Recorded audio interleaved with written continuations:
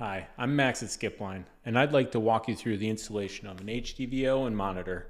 I like to take all my components and lay them out on a clean table, and I take the display cable for the monitor, the touchscreen cable, and the power cable, hook them up to the monitor and streamline those cables over to the HDVO mounted somewhere within the 15-foot cable length.